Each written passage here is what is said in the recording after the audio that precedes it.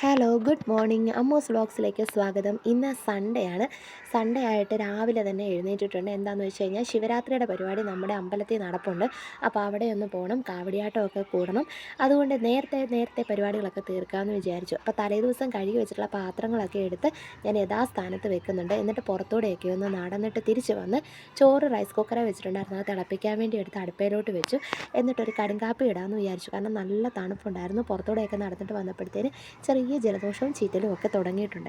അതുകൊണ്ട് നല്ല ചൂടോടെ ഒരു കടുങ്കാപ്പിയൊക്കെ എടുത്ത്, പിന്നെ എനിക്കുള്ളത് ഞാൻ കപ്പിലേക്ക് എടുത്തിട്ട് ചേട്ടനും പിള്ളേർക്കും ഉള്ളത് ഫ്ലാസ്കിലാക്കി വെക്കുന്നുണ്ട്. അവർ എഴുന്നേൽക്കുമ്പോഴത്തേനും ചൂടോടെ കുടിക്കാൻ വേണ്ടിയിട്ട്. കൂടെ 2 റസ്ക്കും കൂടെയാണ് ഞാൻ ഇതിലൂടെ കഴിച്ചിട്ട് കറി വെക്കാനായിട്ട് പരിപ്പ് വേഗം വെച്ചിട്ടുണ്ട്. ഇന്ന് നമ്മൾ സാമ്പാറാണ് റെഡിയാക്കുന്നത്. അപ്പോൾ അതിന് വേണ്ട കഷ്ണങ്ങളൊക്കെ ഞാനെടുത്ത് റെഡിയാക്കിക്കൊണ്ടിരിക്കുകയാണ്. കുറച്ച് കഷ്ണങ്ങളൊക്കെ ഉള്ളൂ. ഒരു തട്ടിക്കൂട്ട് സാമ്പാർ വെക്കാമെന്ന് വിചാരിച്ചു. അങ്ങനെ കഷ്ണങ്ങളൊക്കെ അരിഞ്ഞ് കഴുകി വൃത്തിയാക്കി. അപ്പോഴത്തേനും നമ്മുടെ പരിപ്പൊക്കെ വെന്തിട്ടുണ്ട്. അതിൻ്റെ എയറ് പോയതിന് ശേഷം നമ്മൾ കഴുകി വൃത്തിയാക്കിയ കഷ്ണങ്ങളും കൂടെ അതിലേക്കിട്ട് വീണ്ടും അത് വേകാൻ വേണ്ടി വെച്ചു. ഓൾറെഡി പരിപ്പിൽ ഞാൻ ഉപ്പും മഞ്ഞളും ഇട്ടിട്ടുണ്ടായിരുന്നു. അങ്ങനെ അത് വേകാൻ വേണ്ടി വെച്ചിട്ട് ഇഡ്ഡലി ഉണ്ടാക്കുകയാണ്. ഇങ്ങനെ തിരക്കുള്ള ദിവസങ്ങളിലൊക്കെ നമുക്കിങ്ങനെ മാവൊക്കെ അരച്ച് വെക്കുകയാണെങ്കിൽ എന്തൊരു സമാധാനമാണല്ലേ. രാവിലെ പെട്ടെന്ന് തന്നെ പരിപാടിയൊക്കെ കഴിയും.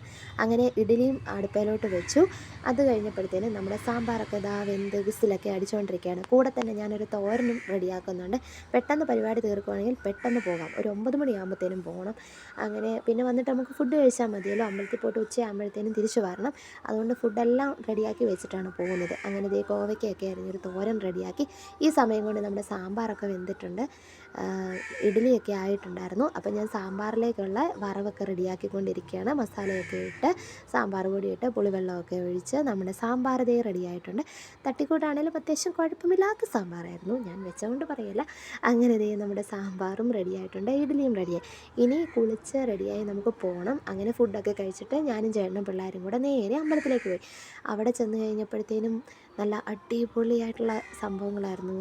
ഐസ്ക്രീമും കുറേ വെച്ചുവാണിക്കടകൾ. സത്യം പറഞ്ഞാൽ ഞാനൊക്കെ പോകുന്നത് അതിനൊക്കെ വേണ്ടിയിട്ടാണ്.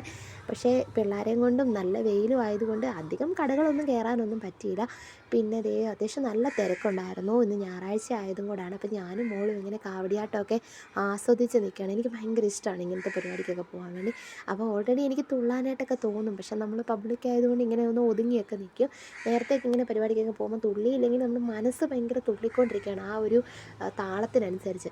അപ്പോൾ കുറേ കാഴ്ചകളൊക്കെ നമുക്കതിൽ കാണാൻ വേണ്ടി ഉണ്ടായിരുന്നു. മോൾക്കിത് ആദ്യത്തെ ഒരു എക്സ്പീരിയൻസ് ആണ്. പിന്നെ മോൻ നേരത്തെയും കണ്ടിട്ടുണ്ട് ഇത്. അങ്ങനെ അവിടെ നിന്ന് പിള്ളേരെയൊക്കെ കാണിച്ചപ്പോൾ അത്യാവശ്യം നല്ല ചൂടൊക്കെ ഉണ്ടായിരുന്നു. അത് കഴിഞ്ഞപ്പോഴത്തേന് നേരെ ചേട്ടൻ്റെ വീട്ടിലേക്ക് പോന്നു. അവിടെ വന്ന് ഫുഡ് കഴിച്ചു. അതിൻ്റെ ഹാങ് ഓവർ മാറാൻ അച്ഛനും മോളും കൂടി ഇവിടെ പരിപാടിയുണ്ട്. അത്രേ ഉള്ളൂ.